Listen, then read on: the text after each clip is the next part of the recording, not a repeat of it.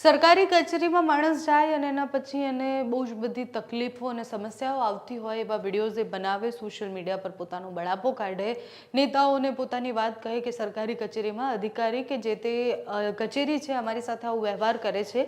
ઘણી બધી વાર સરકારી કચેરીમાં ખૂબ સારો વ્યવહાર પણ થતો હોય, ઘણા સારા અધિકારીઓ પણ હોય, પણ સમય મર્યાદા જે હોય છે એટલે માણસે જો સરકારી કચેરી જવું છે તો એને એક આખો દિવસ ફાળવીને ત્યાં જવું પડતું હોય છે. એવી સમસ્યાઓ આપણે બહુ જ બધી વાર સાંભળી છે.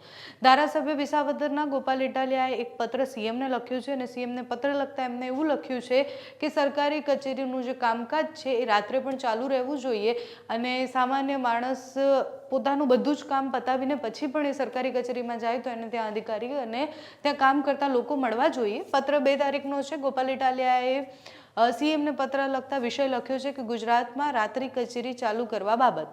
જય કિસાન અને સવિનય સાથે જણાવવાનું કે ગુજરાતના લોકોને વિવિધ સરકારી કામકાજો માટે અલગ અલગ કક્ષાની સરકારી કચેરીઓએ જવું પડે છે. જનતાના રોજબરોજના નાના મોટા કામ માટે સરકારી કચેરી અને ધક્કા ખાવા પડે છે. દરેક અરજદાર પોતાની નોકરી અને કામકાજમાં રજા રાખી અને સરકારી કચેરીએ ધક્કા ખાતો હોય છે.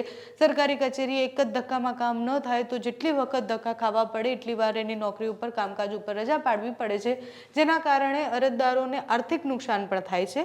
ગુજરાતમાં હાલમાં police station, fire brigade, ST bus station, toll નાકા, સરકારી દવાખાના સહિત અનેક સરકારી વ્યવસ્થાઓ રાત્રિ સમયે પણ ચાલુ હોય છે. આથી જનતાને જરૂર હોય તેવી કચેરીઓ પણ બપોરના 2 થી 9 વાગ્યા સુધી ચાલુ રાખવા, લોકોને કામ ધંધામાં રજા રાખવી ન પડે અને જનતાને સરળતા રહે તેમ છે.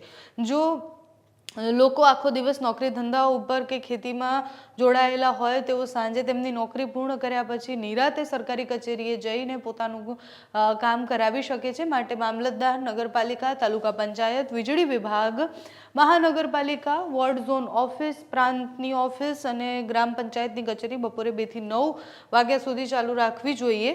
જો સરકારી ટોલ નાકા આખી રાત ચાલુ રાખી શકતા હોય તો મામલતદાર કચેરી, ગ્રામ પંચાયત અને તાલુકા પંચાયત પ્રાંતની કચેરી રાત્રે કેમ ન ચાલુ રહે? પોતાની નોકરી કે ધંધામાં રજા રાખ્યા વગર સરળતાથી પોતાનું કામ કરાવી શકે એ હિત અને એના માટે સરકારે આ નિર્ણય લેવો જોઈએ. અને નીચે એમની સિગ્નેચર છે. ગઈકાલે એમણે સીએમને પત્ર લખ્યો છે અને એ પત્ર લખીને સરકારી કચેરીનો સમય 2 થી 9 પણ હોવો જોઈએ એ વાત એમણે રજૂ કરી છે.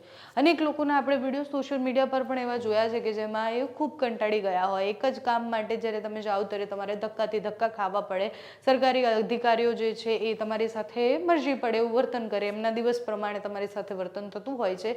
ત્યારે જો સરળતા બને એટલે કે મારે કોઈ કામ છે એટલે મારે બેંકનું કામ હોય કે સરકારી કંઈક કામ હોય તો મારે એક દિવસ આખો એમાં જતો રહે એની કરતાં જો 9 વાગ્યા સુધી એ કચેરી ખુલ્લી હોય તો ટાઈમ એડજસ્ટ કરીને પણ તમે ત્યાં જઈ શકો એવી વાત ગોપાલ ઇટાલિયાએ કરી છે. સીએમને પત્ર તો લખ્યો છે, જવાબ શું મળે છે, આ વિષય પર શું ચર્ચાઓ થાય છે, આવા નિર્ણયો લેવાય છે કે કેમ જોવાનું રહે. તમારું આ વિષય પર શું માનવું છે? તમને શું લાગે છે કે સરકારી કચેરીઓનો સમય બદલાવવો જોઈએ કે કેમ?